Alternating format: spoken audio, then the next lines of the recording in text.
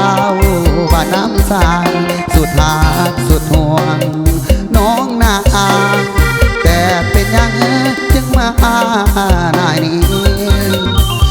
เมื่อข่าวก่อนดีน้องยังบอ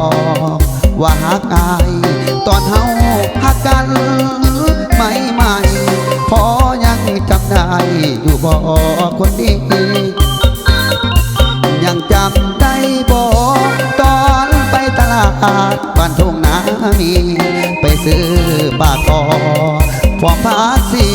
มาตอนพ่อแม่น้องนาเจ้านั้นเงินห่างย้อนเบ้าน้ำสางแม่นบ่น้องลาลือว่าตีหน้าตาอายมันบ่หลอกแม่นบ่แอวบางน้องบ่ทักอายว่าบ่จืดบ่จางบาดเป็นผู้เบ้าน้ำจางคือมาเป็นตางแต่น้องเบาบ้านน้ำคู่บ่หูทางเสียวย้อนว่าถือเจ้าหลอกเว้ายังบอกมันแค้นขาคอแต่ต้องทำใจไว้ฟ้อนให้เจ้ากับเขานั้นหนอ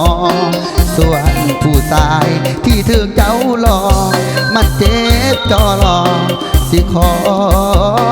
โอดเอา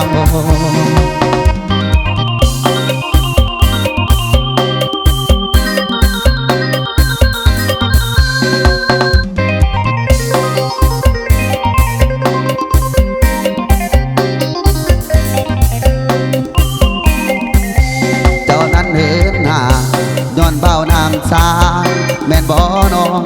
ลาลือว่าตีหน้าตาอายมันบ่หลอกแม่นบ่แอวบางน้องบอกทักอาย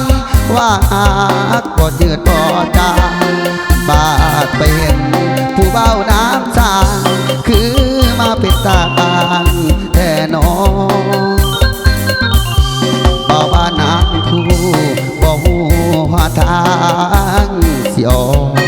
ย้อนว่าถือเจ้าหลอก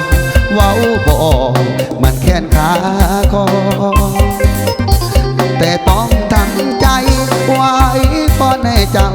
กับเขานั้นหนอ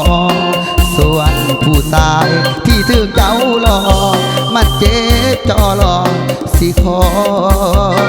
อดเอา